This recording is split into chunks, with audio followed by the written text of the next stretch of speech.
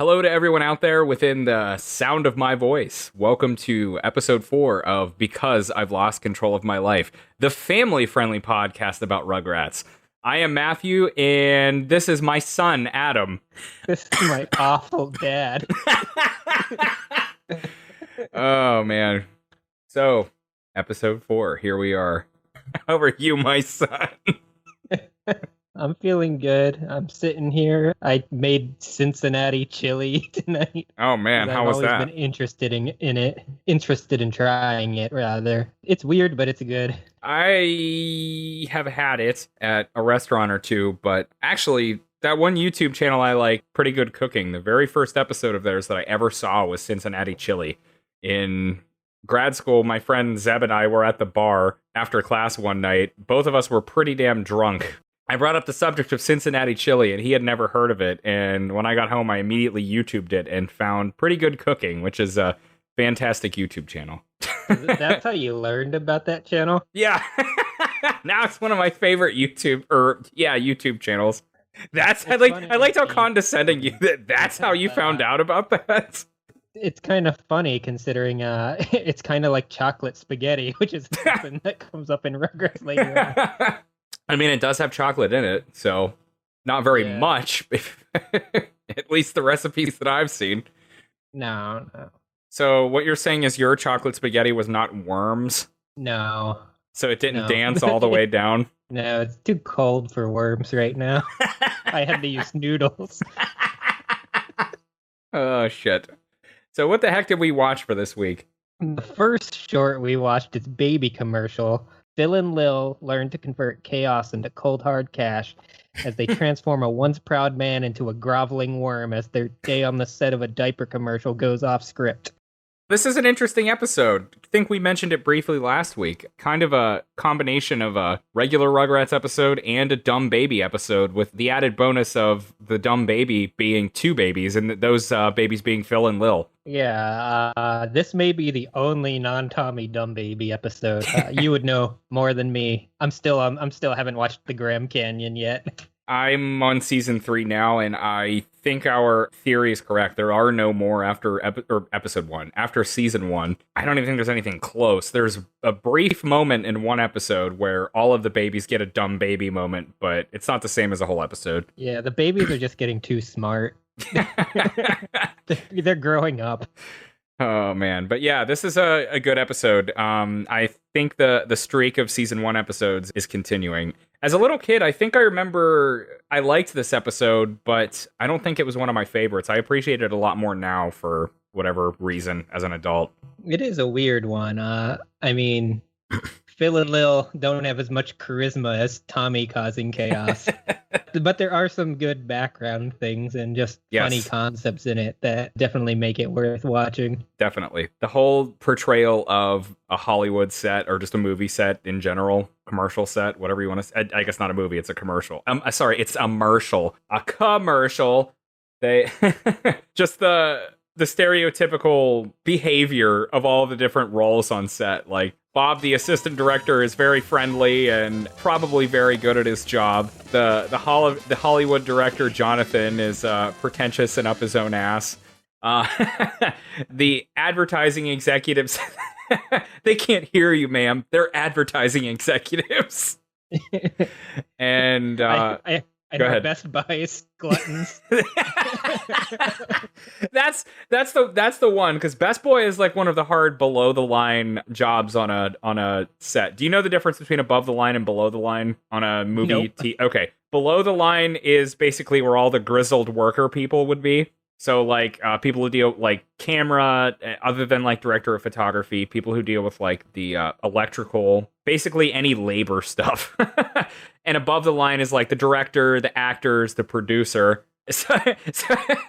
So below the line, you would imagine hardworking people, not a donut-eating slob. So I'm wondering, is this based on someone, or do I just not know enough about Best Boys on a TV set? I have no idea what they do except for eat donuts. So yeah, this episode starts out. We see the babies around the TV. And Tommy is mystified that Phil and Lil are inside the TV, but also next to him. And so they explain how they go down to the set and get shot. That's when they take you to this big room, shine bright lights on you, and shoot you. They flash back to Betty wheeling them onto the set, and she's grinning like mad. 'Cause, Oh, yeah.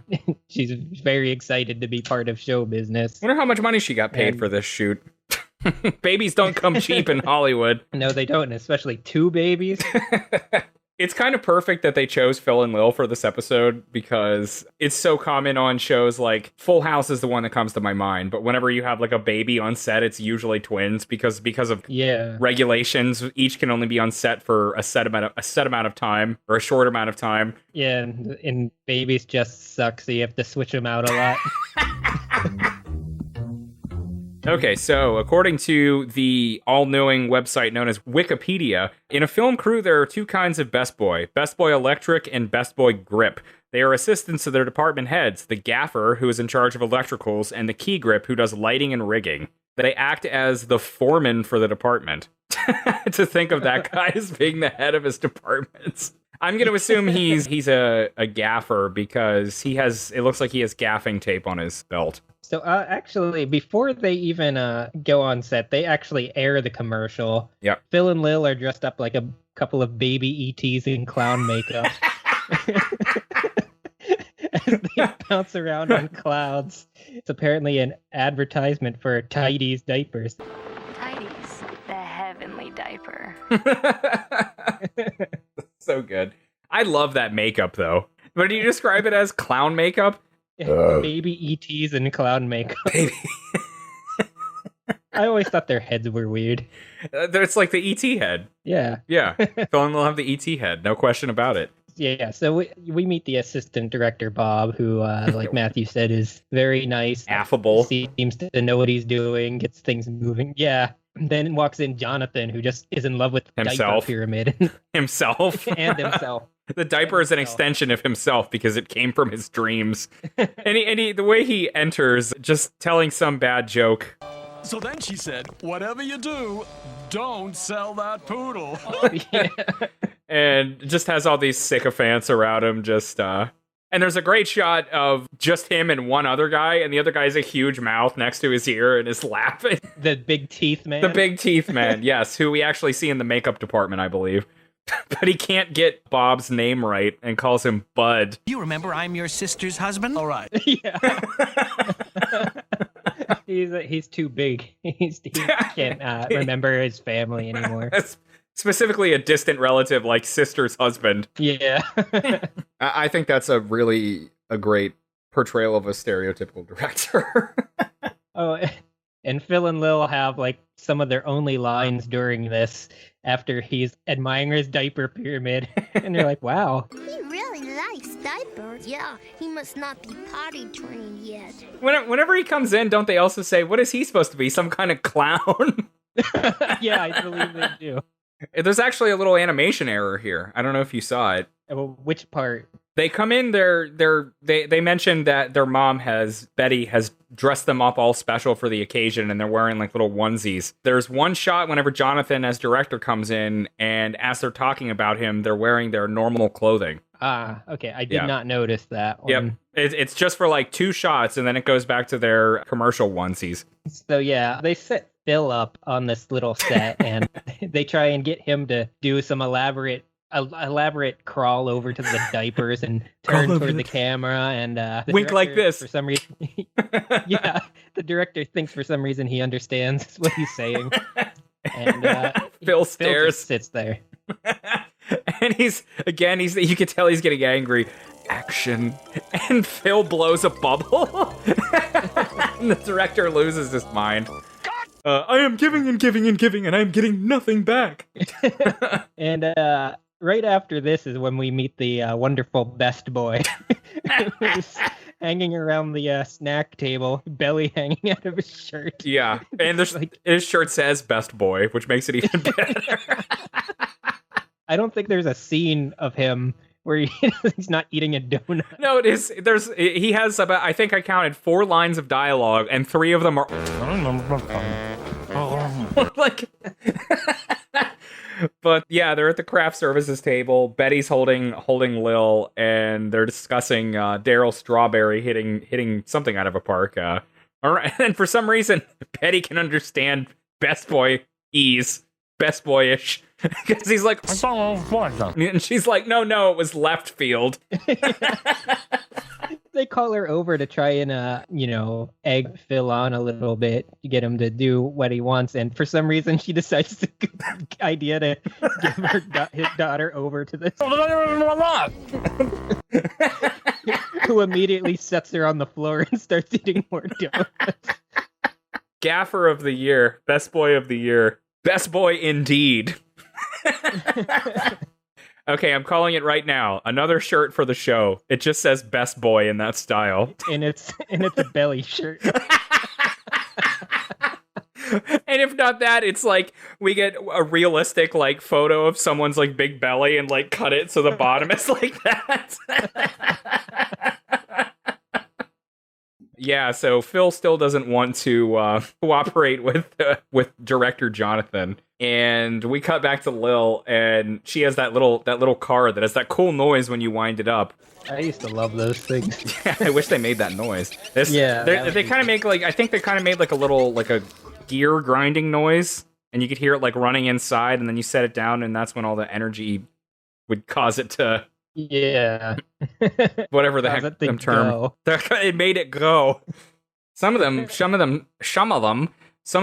I remember they were like clear and you could see like little sparks inside. Oh yeah. And they used to have the key ones that you'd put in and you'd pull it out and then the wheels would be moving, set it down. It would be like long pull tabs with teeth on them that would turn gears. Huh. That's cool. I'm trying to think. Describe that again, like those big things, like almost like a ripcord? Is that what you're talking about? Yeah, okay, okay. Yeah, you'd slowly insert them and then pull them out as quickly as possible and set your car down. Unrelated to cars, but I remember there was a Ninja Turtle toy that had something like that you like ran through the back of it, and it was supposed to talk, and like the toy came with like 5 of these little strips that you ran through, and they all sounded like like it never actually sounded like anything. Hello, everybody. Welcome to Toy Talk, where 2 adult men talk about toys for hours. As a subplot of their Rugrats podcast. But yeah, Lil goes after the car, and when Betty goes back for her, she's Where's my baby? Where is she, you big yuck? Up there. He sounds like Bobcat Goldthwait to me. If they hired Bobcat Goldthwait and like the entire time he was in the recording studio, he just had donuts in his mouth, except for that line. And he's like, up there.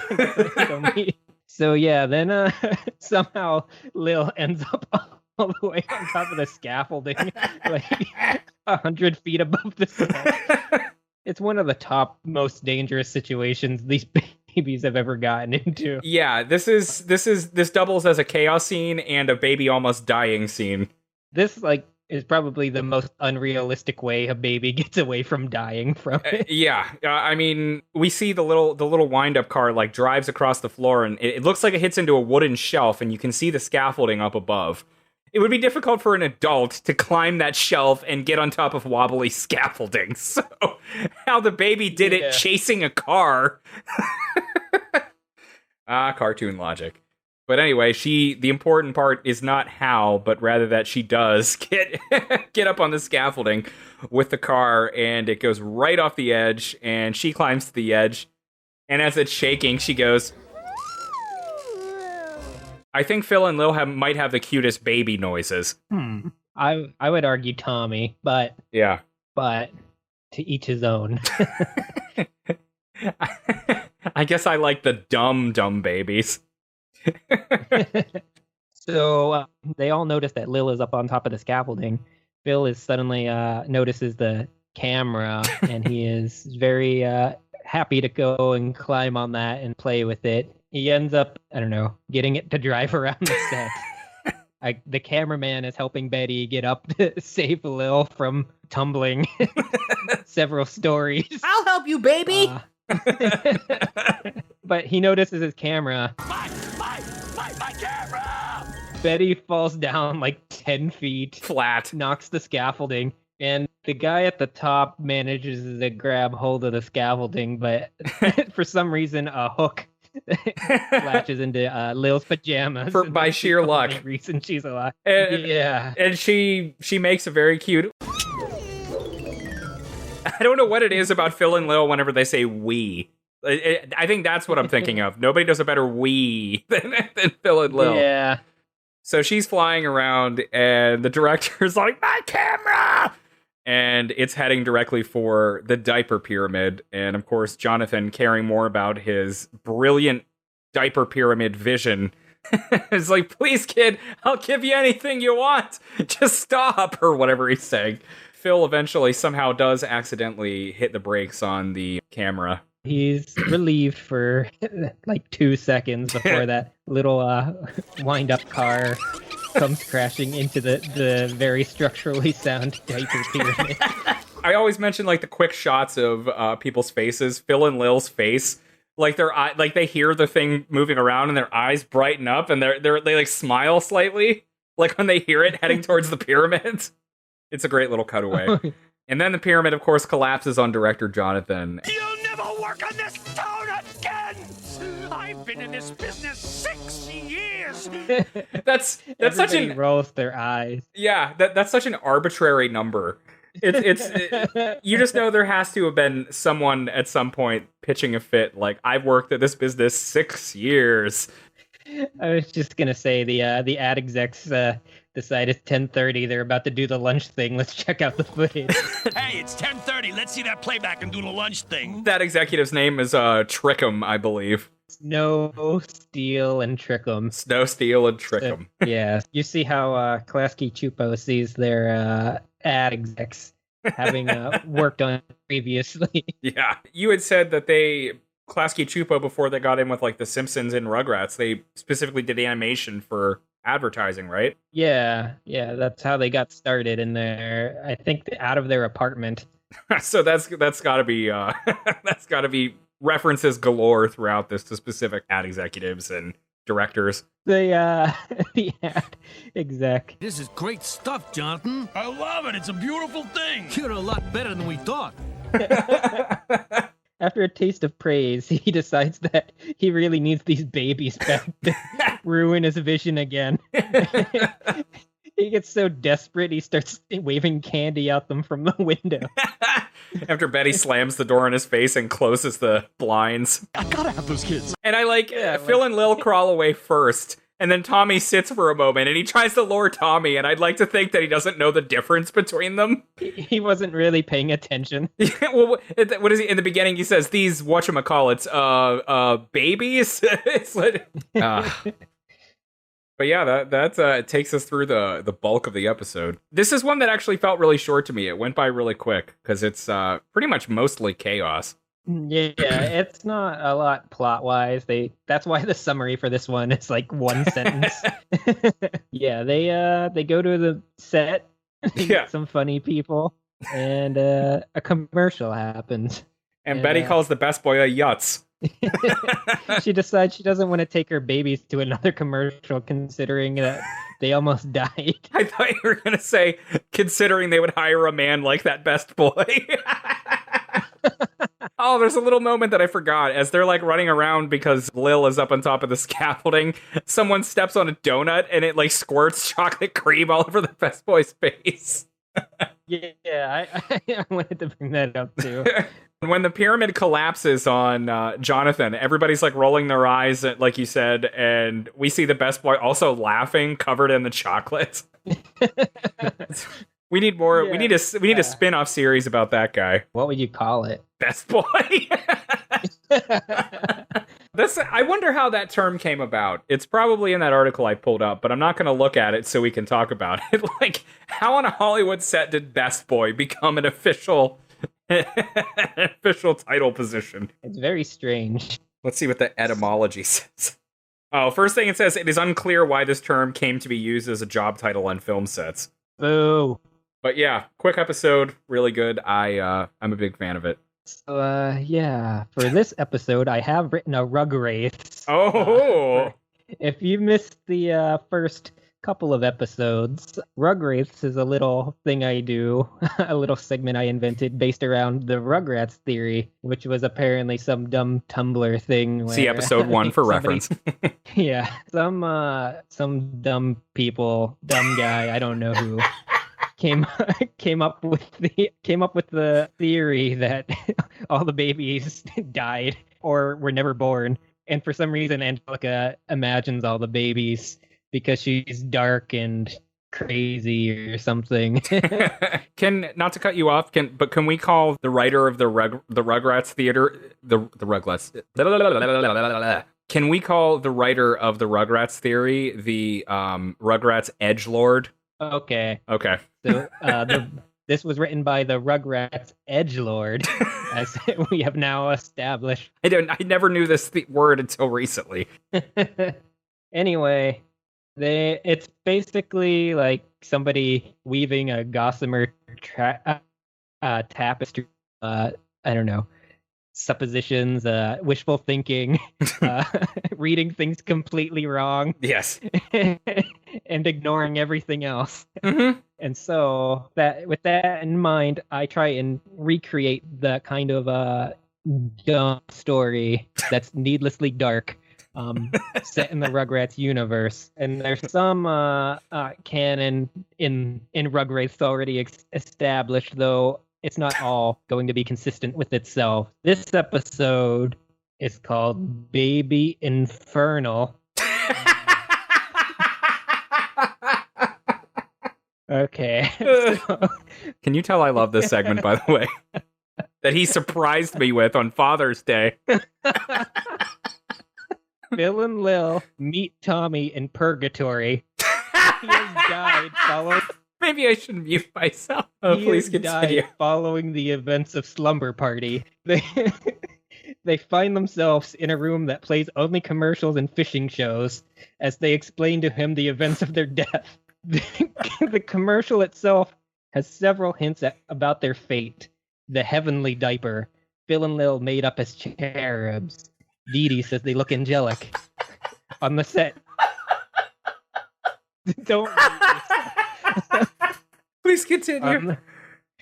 On the set, they meet Bob, who at timestamp 4 minutes and 56 seconds, his eyes go white and he has 2 mouths.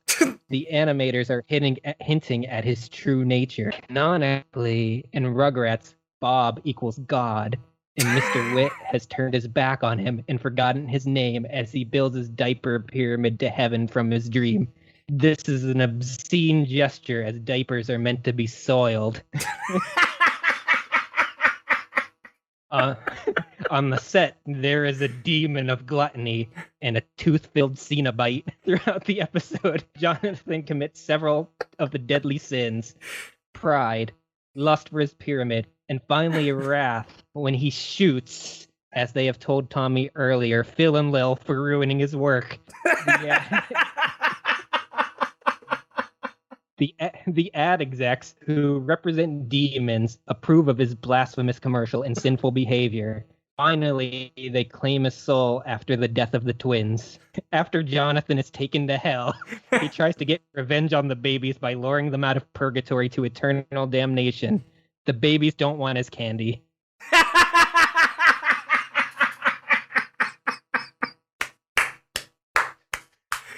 And that's an early award for season 1 of the show for best segment. I'm going to call it right now. Oh, that was amazing. Thank you for that. Nice Hellraiser reference in there with the Cenobites. Originally, it was all going to be a Hellraiser spoof. I think the mix and match is that did it. I knew that this one just felt like an episode that needed a Rugwraiths, and it took me a lot of twisted with a Z thinking to get some 90s thinking to get this, to pull this from the Absolutely brilliant. I applaud you again. You've made your father proud. Before we move on to the next segment, I noticed that in every episode so far, we haven't done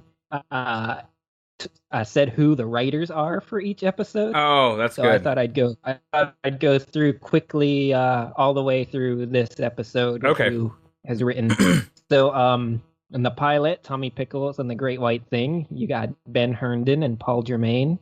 Tommy's Birthday is Paul Germain and Craig Bartlett. On Barbecue Story, we've got Steve Vixton and Joe Ansalaba here. Waiter, There's a Baby in My Soup is Paul Germain and Craig Bartlett. At the Movies, you got Paul Germain and Craig Bartlett. Slumber Party is Jeffrey Townsend. Baby Commercial, again, is Steve Vixton and Joe Ansalaba here.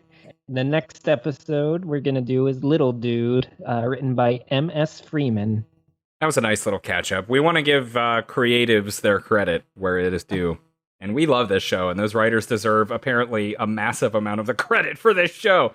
They deserve the dump trucks full of money they might get from the reboot, assuming they're all still working on the show. I'd like to think that if I ever win the Powerball and start a movie studio, and I really want a director or an actor to appear, I'm going to put in their contract, not a specific amount. I'm going to say you'll get dump trucks full of money, and then literally when they get paid, just have a bunch of dump trucks come up to their homes and dump it out on their lawn.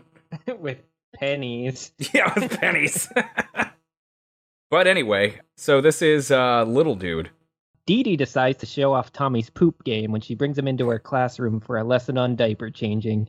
Tommy learns to be cool from a greaser before Dee Dee unloads him on a few of her students. Within minutes, Tommy is off on his own in the school on a quest to upgrade his wardrobe. He finds and loses a stylish hat, but does not go home empty-handed. Quick note going back to our very first episode. The voice actor of Pamela, who I believe we said was Tammy Pfeffer, that is Tommy in the pilot. She's the teenage girl with the longer, thicker, black hair. Okay. Yeah, but anyway, so that's one of the times she returned to the show.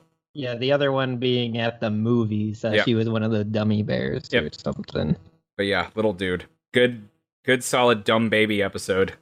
Oh yeah, this is a very good dumb baby episode, and I think for some reason, even though it doesn't really resemble it a great deal, I feel like they pulled some inspiration from Beverly Hills 90210 in this one.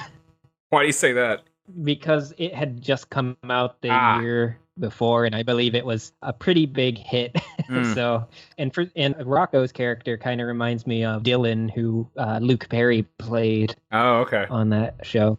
Yeah, I never watched that show.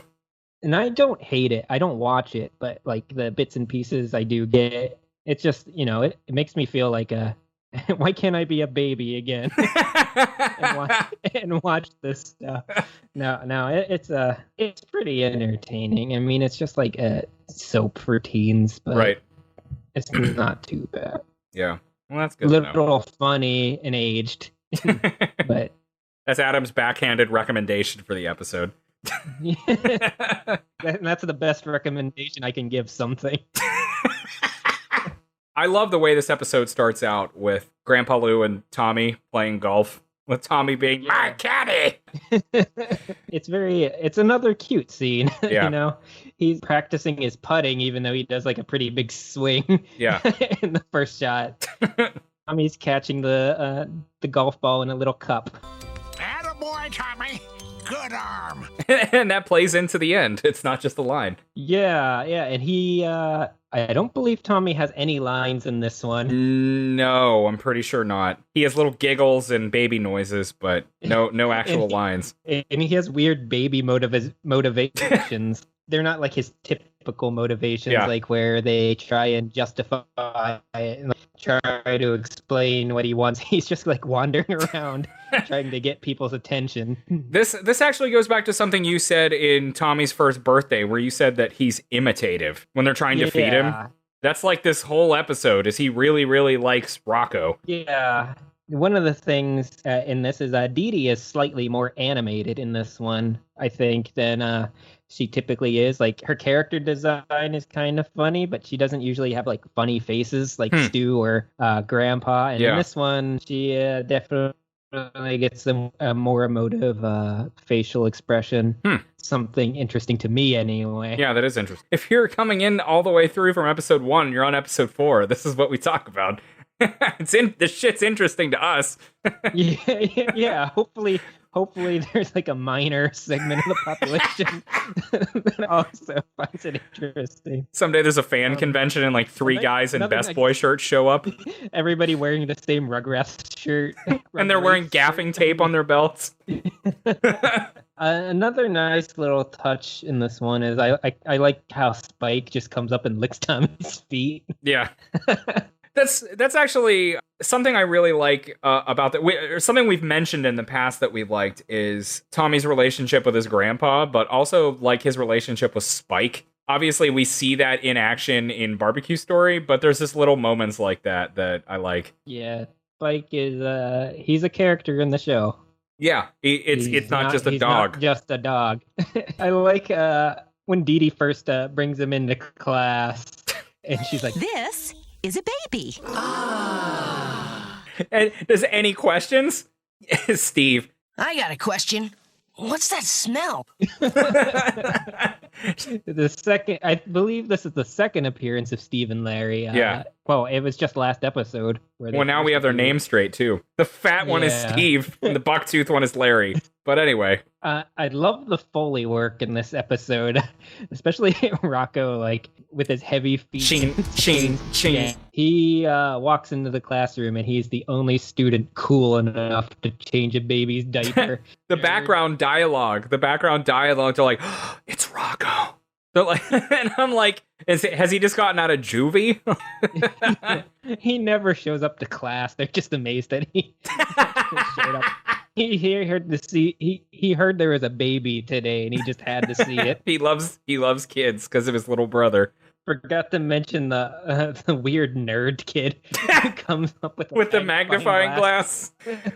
He didn't decide he's disgusted by shit until he had it magnified. Is it blue? Whenever Rocco does change the diaper and he wads it up and throws it, and all of the classmates are throwing it around to the trash, like there's some great background actors going, ew, gross, like the Valley Girl kind of stereotype or archetype, if you will. And then, Rocco, he comes in and he just changes the diaper in the coolest way possible. It doesn't affect him whatsoever. He knows what he's doing. And he lifts Tommy up, and Tommy takes his sunglasses. And suddenly, the classroom worries that Rocco is going to beat him up for disrespecting him. But instead, it's like, very cool. That's not the first fight Tommy picks or that's not the last fight Tommy picks in this episode with a teenager. One of the teenagers loves him, and the other one seemingly wants to kill him. Who's the kid? Your new boyfriend? Rocco, or Ramon, as Dee Dee calls him. Thank you, Ramon. Is he decides to knight Tommy with his comb.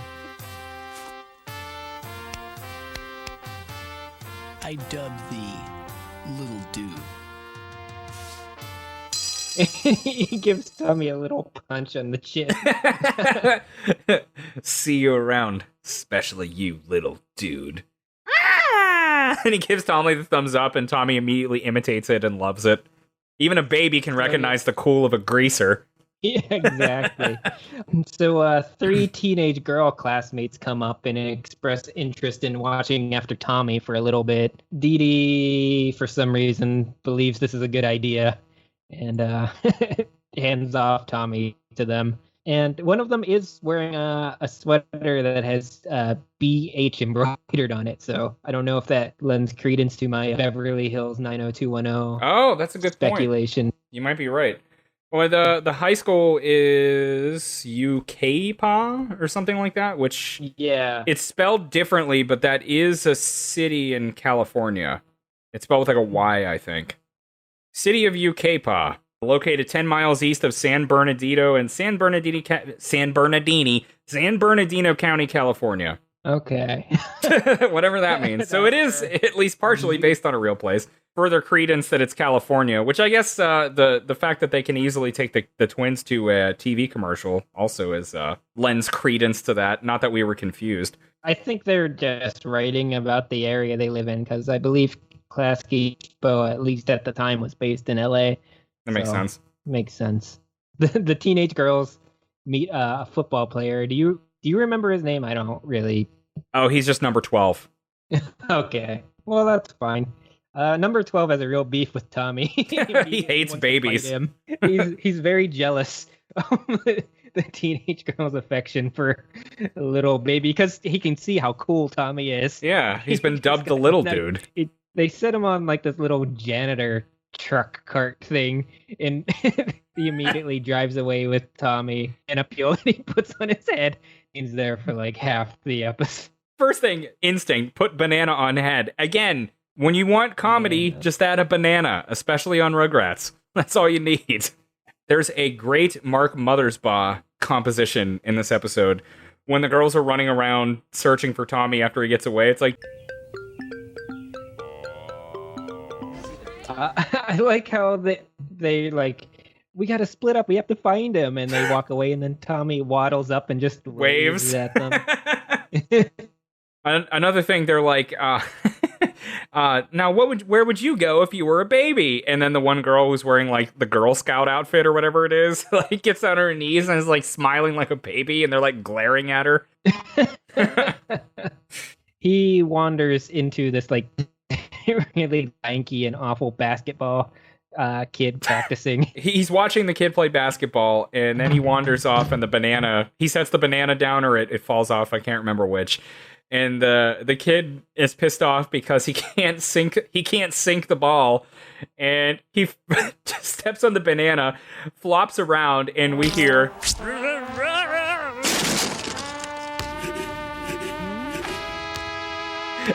accidentally throws the ball and sinks it.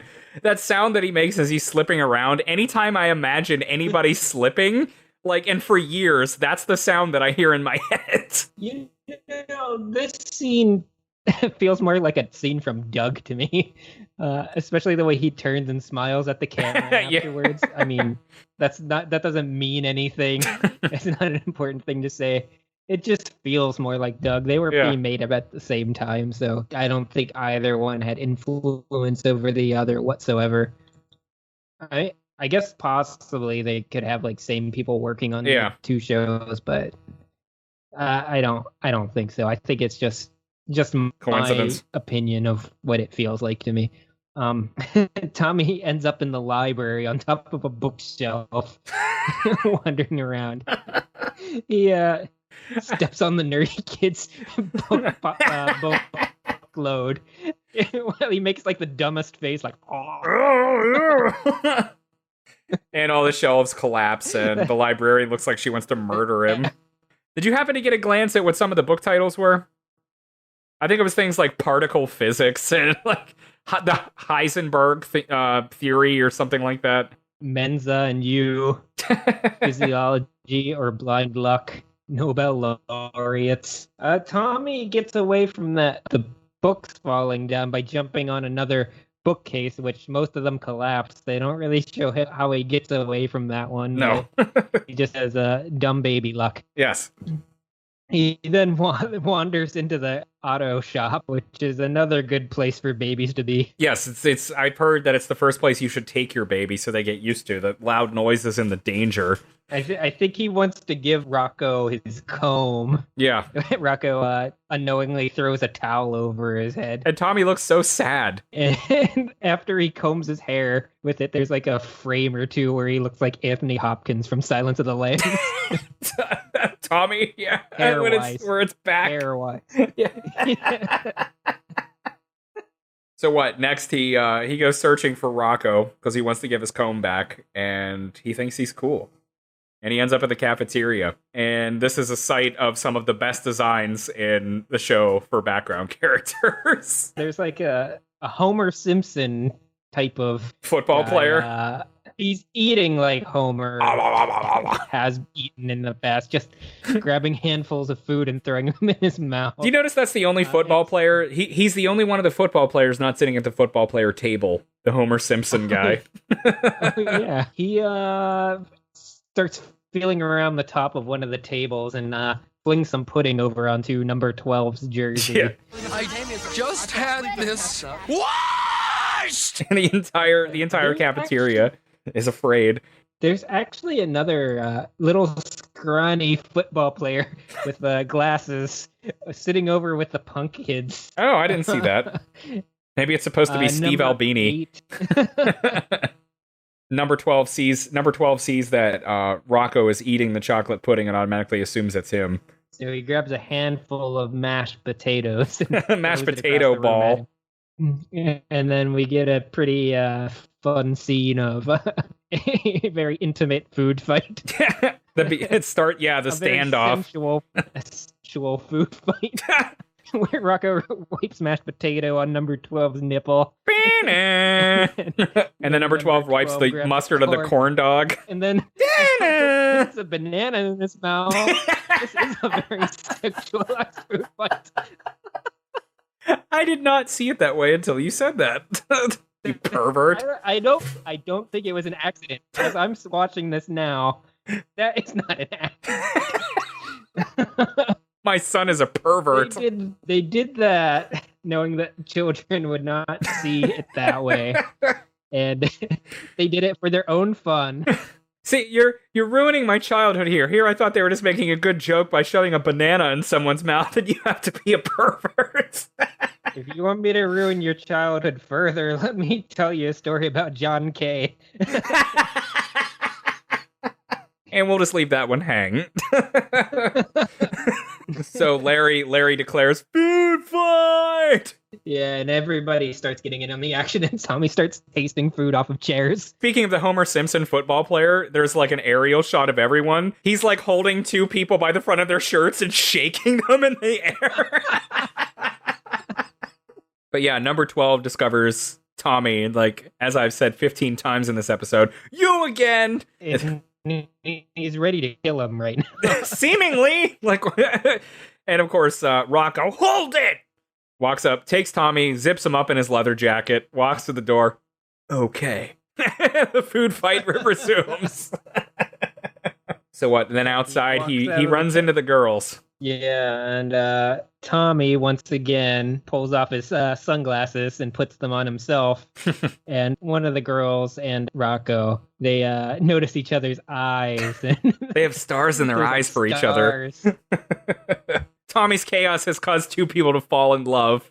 And he gives him back his comb. Which probably now smells like diaper. This is the third thing he's ruined with his diaper stench.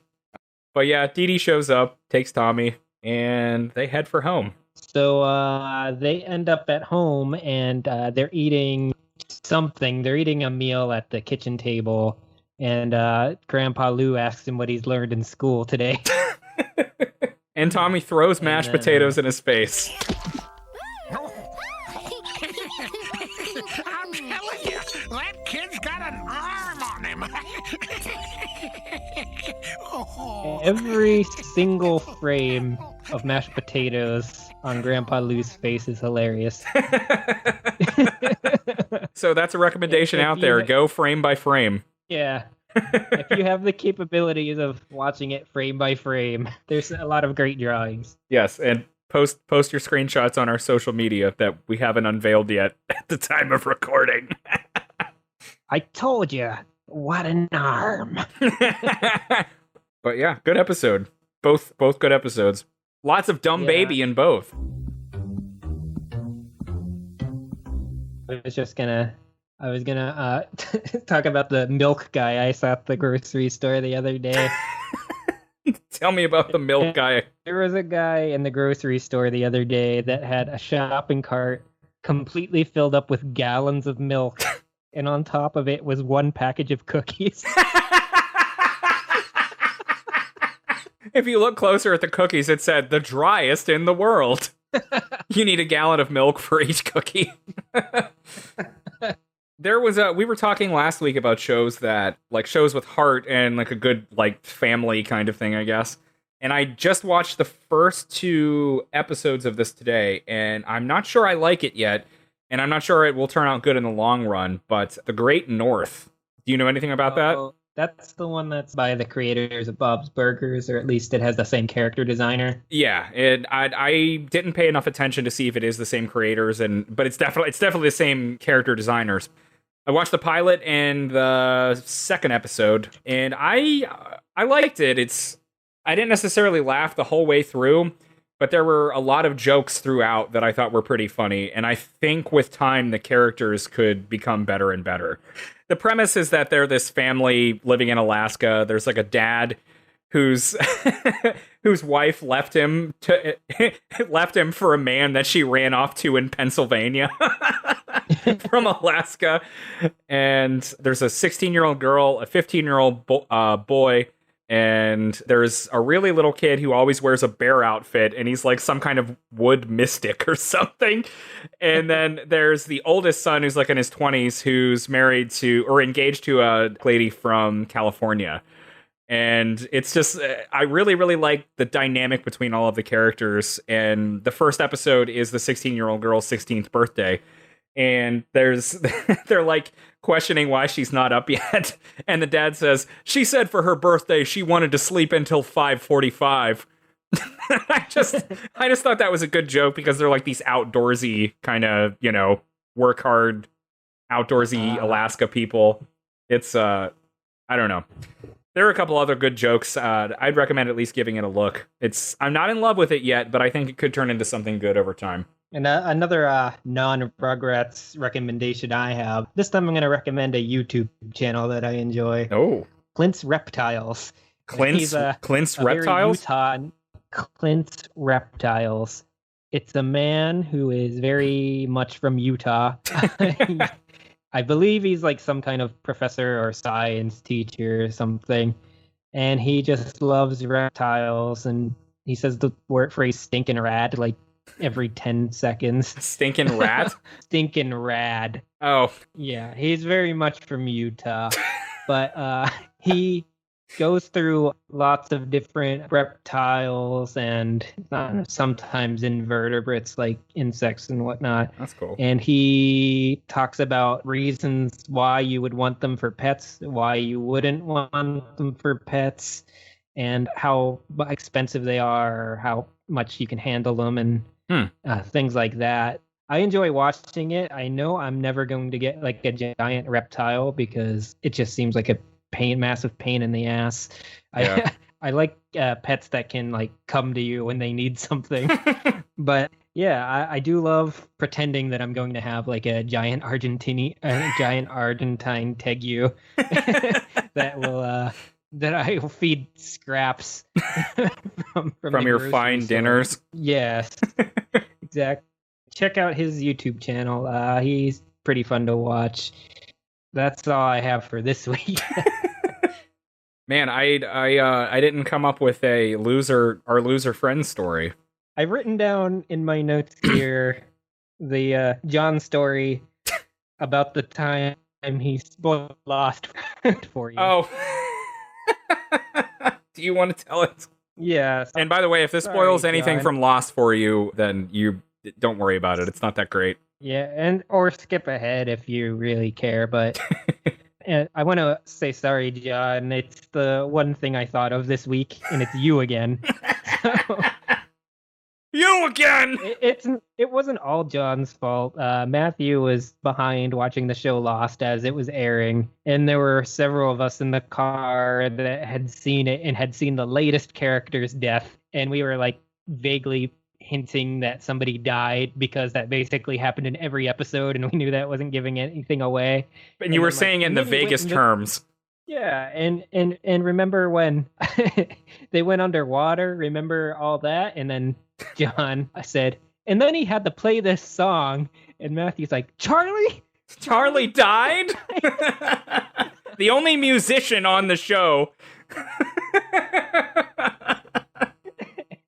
And Matthew was angry at him for, I don't know, probably the rest of the car ride. I don't know that I ever watched it again, actually. Which probably in the long run, John did me a favor. He saved you some time. Time is all we got left, you know. That was a Day of the Dead reference for all of you cinephiles out there. Ah, John, our oafish friend. I got another story. I recently got a final notice in the mail for about $840 when I had previously never received any other notification that I had a bill or anything, and it was for some collection agency that specializes in local taxes. So I called them and I'm like, what the hell is going on here? Like, I just got a final notice and I never got a first notice, you know? Did you raise your voice at them? No, actually. I don't like to raise my voice at customer service people. I've been a customer service call center rep in the past, and I know how frustrating that job is. I mean, if you've ever called Comcast, yeah. Before you even get to speak to a person, I'm yelling because of the recorded automated thing. Yeah, yell the automated thing. It turns out that the city of has been charging me local taxes since 2009, the year that I moved away. And has that happened to you or someone you know? I have a running theme, or had for years, of some like locality that I've lived in, and all these random places, like I would get like years later like letters saying that I never paid my local taxes, and like with no previous notice or anything, and it's you just gotta call and say I haven't lived there since XYZ, and they should take care of it. Yeah, I ended up faxing in like 12 years of W-2s, or maybe even more. It would have been 12 years. I did all the way from 2009 to 2020. I probably didn't need to do that much, but looking at all the my total wages during all those years, like the first 6 of them, I earned less than $5,000 a year. Yeah, that sounds familiar. College life. I remember, and before. I remember while we were in Mason college, we got so poor and hungry that we were just basically mixing flour and water and frying it for food. we were calling it porries too, which is like an Indian fry bread.